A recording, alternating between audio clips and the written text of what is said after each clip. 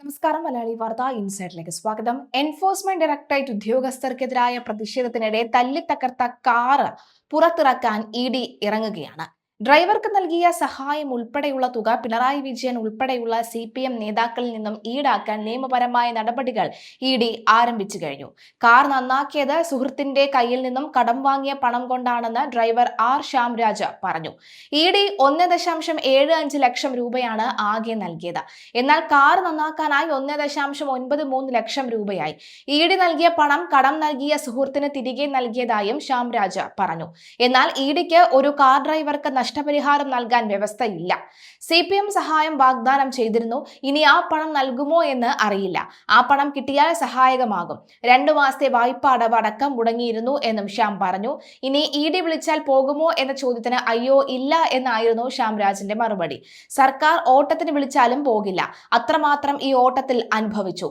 60 ദിവസത്തിൽ കൂടുതൽ വീട്ടിൽ വെറുതെ ഇരുന്നു. ഇടയ്ക്ക് സിമന്റ് വണ്ടി ഓടിക്കാനും പെയിന്റിംഗ് പണിക്കുമൊക്കെ പോയി എന്നാണ് ശ്യാംരാജ് പറഞ്ഞത്. മെയ് 27-ന് പ്രതിപക്ഷ നേതാവ് പിണറായി വിജയന്റെ വീടിന് മുന്നിൽ ഇ.ഡി. ഉദ്യോഗസ്ഥർക്ക് നേരെയുണ്ടായ CPM പ്രവർത്തകരുടെ ആക്രമണത്തിലാണ് 3 കാറുകൾ തകർന്നത്. കാറിന്റെ ചില്ല് തെറിച്ച് ശ്യാംരാജിന്റെ കണ്ണിനും പരിക്കേറ്റിരുന്നു. തൊഴിലാളിയുടെ ജീവിതമാർഗം ഇല്ലാതാക്കിയതിൽ പാർട്ടിക്ക് ധാർമ്മിക ഉത്തരവാദിത്തമുണ്ടെന്നും ഡ്രൈവറുടെ ആശങ്കകൾ പരിഹരിക്കുമെന്നും ഇടപെടുമെന്നുമാണ് CPM ജില്ലാ ആക്ടിംഗ് സെക്രട്ടറിയായിരുന്ന A റഹീം MP അന്ന് പ്രഖ്യാപിച്ചത്. എന്നാൽ സംഭവം നടന്ന് 1.5 മാസം പിന്നിട്ടിട്ടും CITU auto taxi union unit president കൂടിയായ ശ്യാംരാജിനെ സഹായിക്കാൻ CPM നേതൃത്വം തയ്യാറാകാത്തതിനെതിരെ വലിയ വിമർശനമാണ് ഉയർന്നിരുന്നത്. പിണറായി വിജയന്റെ വീട്ടിൽ പരിശോധന നടത്തി മടങ്ങിയ ഉദ്യോഗസ്ഥരെ ആക്രമിച്ച സംഭവത്തിൽ പിണറായി വിജയനും CPM സംസ്ഥാന സെക്രട്ടറി MV ഗോവിന്ദനും ഉൾപ്പെടെയുള്ള നേതാക്കൾ കേസിൽ പ്രതികളാകുമെന്ന് സൂചന. CPM നേതൃത്വത്തെ പ്രതിക്കൂട്ടിലാക്കാൻ ഇ.ഡി. തീരുമാനിച്ചു കഴിഞ്ഞു. പ്രതികളുടെ ജാമ്യം എതിർത്ത് പ്രിൻസിപ്പൽ സെഷൻസ് കോടതിയിൽ സമർപ്പിച്ച റിപ്പോർട്ടിലാണ് CPM-നെതിരെ രൂക്ഷ ആരോപണം ഇ.ഡി. ഉന്നയിച്ചത്. ഇ.ഡി. ഉദ്യോഗസ്ഥർക്ക് നേരെ നടന്ന ആക്രമണത്തിന് പിന്നിൽ ഉന്നത CPM നേതാക്കൾ ഉൾപ്പെട്ട ഗൂഢാലോചനയാണ് എന്നും സാഹചര്യ തെളിവുകളിൽ ഇത് വ്യക്തമാണെന്നും റിപ്പോർട്ടിൽ പറയുന്നു. CPM സംസ്ഥാന സെക്രട്ടറി MV ഗോവിന്ദൻ, ജില്ലാ സെക്രട്ടറി V ജോയ് ഉൾപ്പെടെയുള്ളവരുടെ മുന്നിലാണ് ആക്രമണം നടന്നത്. ഇവരുടെ പ്രകോപനപരമായ പ്രസംഗം ആക്രമണം നടത്താൻ അണികൾക്കുള്ള സൂചനകളായിരുന്നു. ഇ.ഡി. ഉദ്യോഗസ്ഥരെ ആക്രമിക്കാൻ നേതാക്കൾ അണികളെ പ്രേരിപ്പിച്ചു. CPM-ന്റെ ആഴത്തിലുള്ള രാഷ്ട്രീയ ഗൂഢാലോചന ഈ ആക്രമണത്തിന് പിന്നിലുണ്ടെന്നും ഇ.ഡി. ആരോപിക്കുന്നു. പിണറായി വിജയന്റെ കൂടി അറിവോടെയാണ് കലാപം നടന്നതെന്ന് ഇ.ഡി. വിശ്വസിക്കുന്നു. എത്ര രൂപയാണ് ഇത് എന്ന ചോദ്യവും ഉണ്ട്.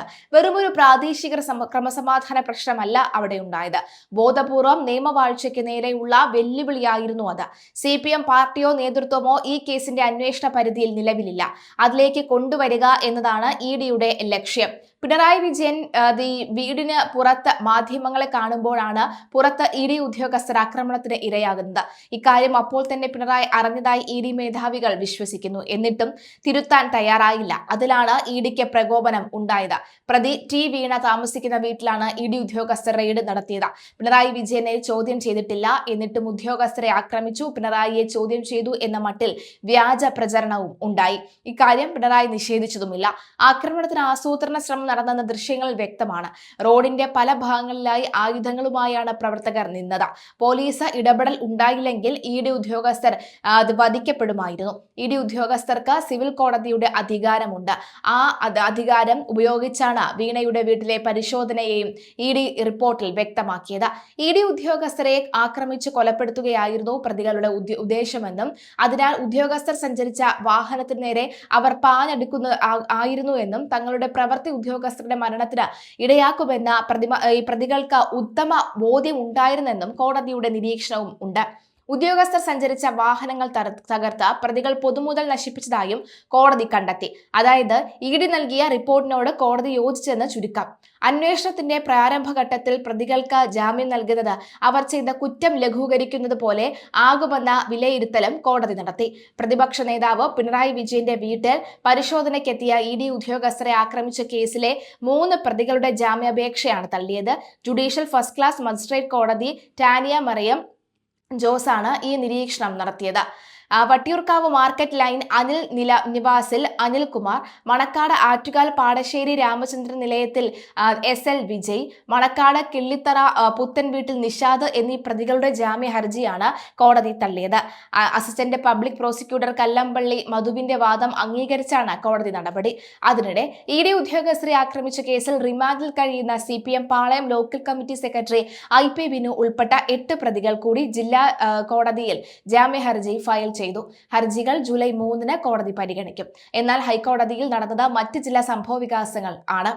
CMRL എക്സാലോജിക് പണമിടപാടുമായി ബന്ധപ്പെട്ട കേസിൽ പ്രതിപക്ഷ നേതാവ് പിണറായി വിജയന്റെ വീട് റെയ്ഡ് ചെയ്ത ശേഷം മടങ്ങുകയായിരുന്ന ED ഉദ്യോഗസ്ഥരെ ആക്രമിച്ച കേസിൽ 25 പേരെയാണ് അറസ്റ്റ് ചെയ്തത് ഇതുവരെ. ഇതിൽ 9-ാം പ്രതി SFI നേതാവ് ഹരീഷ് കുമാറിന് കോടതി കഴിഞ്ഞ ദിവസം ജാമ്യം അനുവദിച്ചിരുന്നു. കേസിൽ ഹാജരായ പ്രോസിക്യൂട്ടർ കസ്റ്റഡി ആവശ്യമില്ല എന്ന് പറഞ്ഞതിനെ തുടർന്നാണ് ജാമ്യം അനുവദിച്ചതെന്ന വിധത്തിൽ വിവാദങ്ങളും സർക്കാരും EDയും ജാമ്യം റദ്ദാക്കണമെന്ന് ആവശ്യപ്പെട്ട് ഹൈക്കോടതിയെ സമീപിക്കുകയായിരുന്നു. എന്നാൽ എൻഫോഴ്സ്മെന്റ് ഡയറക്ടറേറ്റ് ഉദ്യോഗസ്ഥർക്ക് നേരെയുണ്ടായ അതിക്രമ കേസിൽ പോലീസ് ഉടൻ കുറ്റപത്രം സമർപ്പിക്കില്ലെന്നാണ് മനസ്സിലാകുന്നത്. കേസിൽ അതീവ നിർണായകമായ ശാസ്ത്രീയ പരിശോധനാ ഫലങ്ങളും ഡിജിറ്റൽ തെളിവുകളും ലഭിക്കാൻ വൈകുന്ന സാഹചര്യത്തിലാണ് തുടർ നടപടികൾ നീട്ടിവെക്കാൻ അന്വേഷണ സംഘം തീരുമാനിച്ചത്. വരും ദിവസങ്ങളിൽ കേസ് കൂടുതൽ സങ്കീർണമായ നിയമയുദ്ധത്തിലേക്ക് നീങ്ങുമെന്ന സൂചനയാണ് പോലീസ് വൃത്തങ്ങൾ നൽകുന്നത്.